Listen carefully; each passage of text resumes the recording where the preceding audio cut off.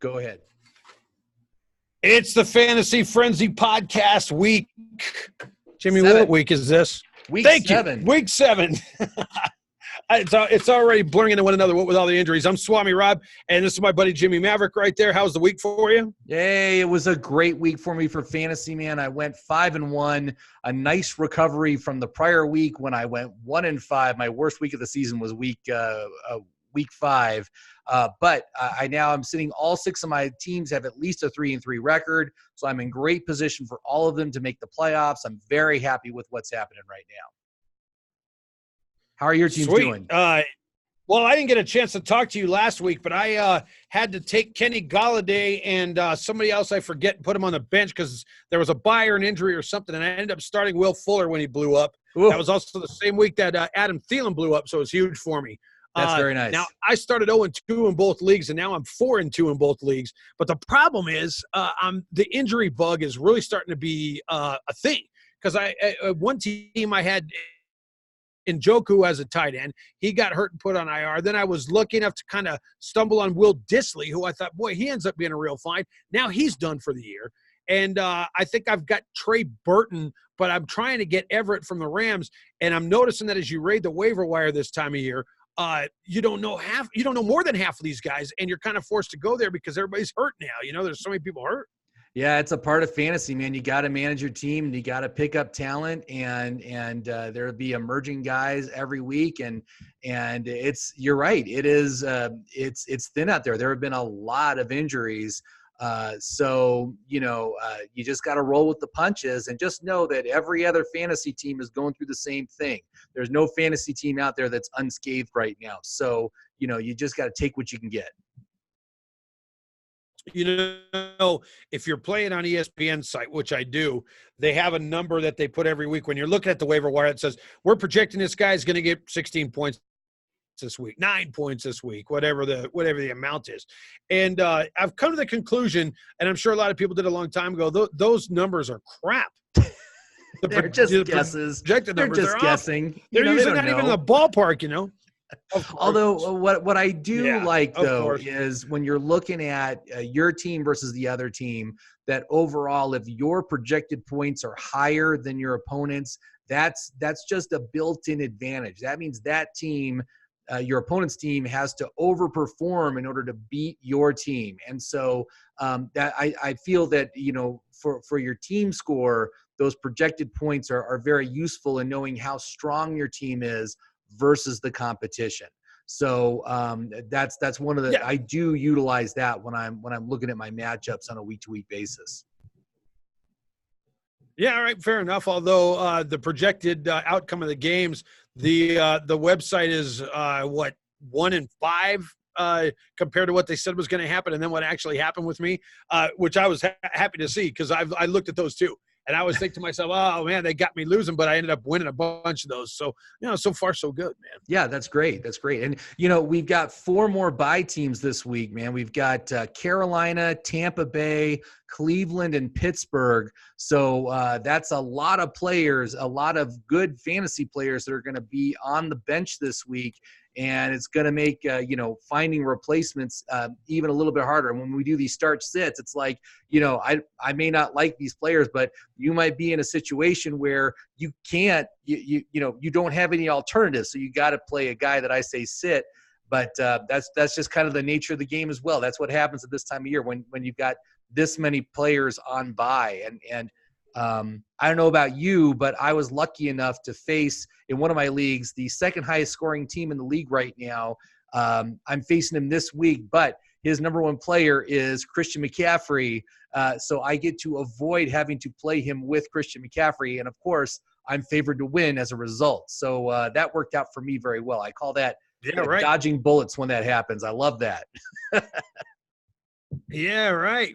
Well, I started one of my leagues. I have Devontae Freeman and David Johnson as my running backs, with Lindsey as one guy on my bench. Now, I've been taking Devontae Freeman out a bunch and putting Lindsey in because Lindsey was off to a good start. But just on a hunch last week, I went ahead and benched Lindsey and put Devontae Freeman back in. He had a great week. So now I'm sitting here thinking as I'm looking at buys, I'm thinking, man, I'm in a pretty good situation there. Flip over to my other team, and Chubb's got the buy. I've got no choice but to go with Carlos Hyde this week because I got nobody else, Carlos was good last week. He did He great. did, yeah. I think just continue to go with him. I'm actually pretty surprised because he was a guy that I was not interested at all in during the draft, just because I'm like, he was brought in like a week before the season started, and he's been shipped around to 4 different teams, but occasionally they hit the right team at the right time, like CJ Anderson did last year with the Rams when Gurley was hurt, and was very productive. So, just roll with it. Just go with it. And Houston's offensive line has been much better as well. So, yeah, I'd be comfortable starting him. Yeah, with Tunsil. Wonder how many people went and got CJ Anderson this year thinking, hey, that's the CJ from the Rams last year. No, he's not doing anything for him. I know he's not. I actually picked him up as a handcuff to Kerryon Johnson in one of my leagues, and I dumped him off after they cut him. And it's like, oh, well, it happens. Yep. It sure does. All right, so who's your starts and sits this week? Let's start with quarterbacks. All right, so let's start with quarterbacks. And my quarterback starts this week, Kyler Murray, who has been rolling. He's been very effective, gets a great matchup. He's playing the Giants this week. He's at the Giants, but let me tell you, Dan, that defense is very, very generous. There's going to be a lot of fantasy points scored. I'd actually be happy to start any Arizona players this week because it's going to be a good week for them. So definitely go with Kyler Murray. And then I also like Josh Allen coming off the bye week, gets Miami at home. That is just a gift. He is going to run and throw all over that field. He's going to be great. So definitely start Josh Allen as well. Okay, yeah, Buffalo's thinking they're getting him back too. They're very happy about that. Yeah. Who are you sitting at quarterback right now? Well, sits, I've got my first one is Carson Wentz, who is going into Dallas. It's a tough rivalry game. Dallas's defense is very good against the quarterback. And really, I don't trust the Philly offense until Deshaun Jackson returns. They're just not going to be very effective. You saw them struggle last week in the game against Minnesota. And so I am just going to stay away from Carson Wentz if I can. Likewise, Sam Darnold, a guy who had a great week last week, coming back from mononucleosis, just went and was just rolling, but now he gets to face New England at home. And let me tell you, man, that New England defense is a meat grinder. I am not enthusiastic at all about starting Darnold this week. So I would definitely put him on my bench if I could. I got to tell you, though, the one thing about Carson Wentz's matchup this week that favored Darnold last week, both Byron Jones and Xavier Woods might not be playing. Those are the Cowboys' 2 starting corners. In that case, you might want to look again at Wentz because maybe he ends up having a decent day with those guys out. That may be the case, but you've seen how much less effective that passing game is without Deshaun Jackson in it. So they're also hobbled on their side. So if you have a different alternative at quarterback, I would choose them over Carson Wentz right now, just because I don't like that matchup at all. All right. So how about running backs? All right, so running backs, let's go. And first running back, Derrick Henry, who had a terrible game last week. Actually, the whole Tennessee offense had a terrible game in Denver last week. But now we get the struggling Chargers, a defense that is decimated with injuries right now. And the quarterback controversy on the Titans means that this team is going to go with a run-first offense. They're going to run the whole offense through Derrick Henry, which I think they should have done from the beginning of the year anyway, but I think he's going to bounce back very nicely this week, should be a strong play. Also, another running back who has been struggling all year, Joe Mixon. Huge disappointment. I'm really bummed out at his usage and obviously the ineffectiveness of that offensive line, but Jacksonville is actually a great matchup. They've given the seventh most fantasy points to running backs so far this year. I think they need to get Joe Mixon more involved in the passing game as well.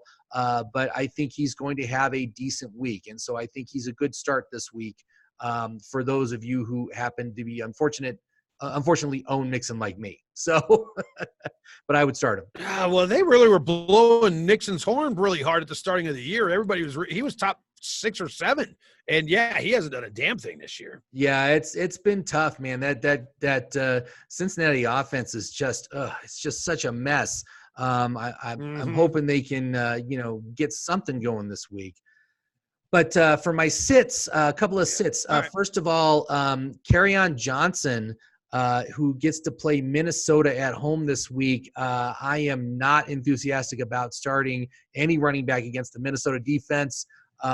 They've allowed the 6th fewest points to running back so far this season, and so I think that's going to be a black hole there. Likewise, David Montgomery, who gets New Orleans at home, but the matchup is not good. Trubisky will probably not play, so New Orleans is probably going to just strategize their defense to stopping the run. So again, it's just like it's a bad situation, and Chicago's another one of those teams that has just been very disappointing as far as their offense this season. I'm just really bummed out that they've been as ineffective as they've been. But both those guys I would sit again. Yeah, hasn't been a good year. All right, how about receivers? All right, so let's move on to the receivers now. My first start is again a team that did very, very poorly last week, the Rams. But I really think that San Francisco has emerged as one of the best defenses in the league right now. They are just killer. But the Rams get a great matchup. They go to Atlanta, and Atlanta has been so generous this year, and I like all of them. Cooks, Kupp, and Woods. Get them in your lineup. They're going to be just fine. And I think they're all going to be worth the price of admission. Likewise, Gerald Everett and the tight ends, he's also a start. Again, Atlanta's defense is no good, and they will be able to move the ball and lots of fantasy points there. So get them all in your lineup. All right, cool. And sits? Well, I got one more start. I got also T.Y. Hilton. Sorry. Yeah, T.Y. Hilton, who is playing Houston this week. You can totally throw on Houston. Hilton should be all the way back from his injury. I think he's going to be a great fine choice this week as well. So T.Y. Hilton is a good play this week.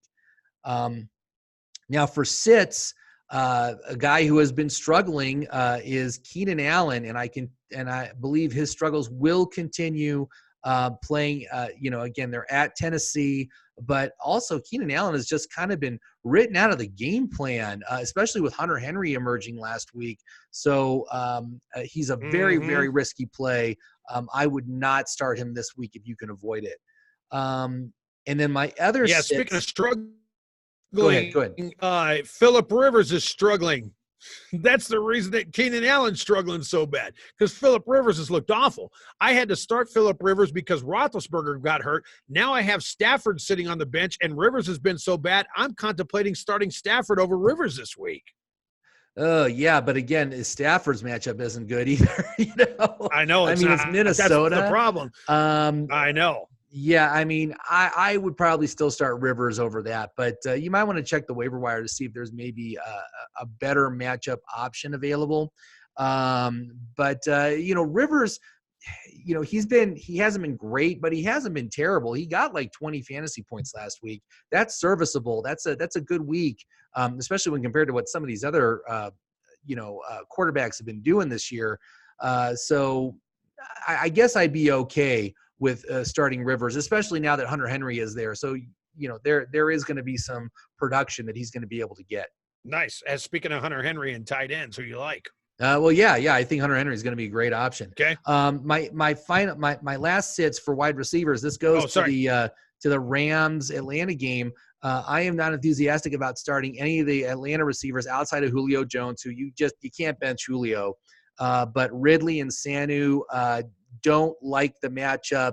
The Rams are an extremely tough pass defense, and they just got Jalen Ramsey, who I don't know if he was faking a back injury, but I think he's probably going to be playing this week. Yeah, so that's a big upgrade to the Rams defense. I would stay away from the Rams receivers this week if you can. All right. And did you have some tight ends? Yes, I do. Yes, I do. So now this one, he hasn't been cleared yet. I don't think he's been cleared yet, but Evan Engram looks like he is going to play this weekend. And this is, I'm going to give it to you every week. Whatever tight end is playing the Arizona defense, you start. Okay. Go All right. ahead and start him. All right. And Evan Engram gets the matchup this week. He's going to be great. And we already talked about Gerald Everett, so I like Gerald Everett as well for this week. My sits are going to be Darren Waller in Oakland, who gets to play Green Bay this week. Green Bay has the 5th best defense against tight ends, just completely shutting them down, getting them nothing. And so I think it's going to be a tough week for Darren Waller. I would keep him on your bench if you can. And then Jared Cook, who finally got a touchdown last week, but his usage is just so minimal. He's just not getting enough volume. And that was what I was afraid of when he went to New Orleans, because for some reason, the only New Orleans tight end that's ever allowed to be effective is Jimmy Graham. And yeah, Jimmy Graham, since then. Right. So don't buy the touchdown hype on him. It's going to be a tough matchup at Chicago. So I would just stay away from Jared Cook. Do not play him this week. All right, cool, man. Well, solid advice right there, man. So you had a big week last week. So did I.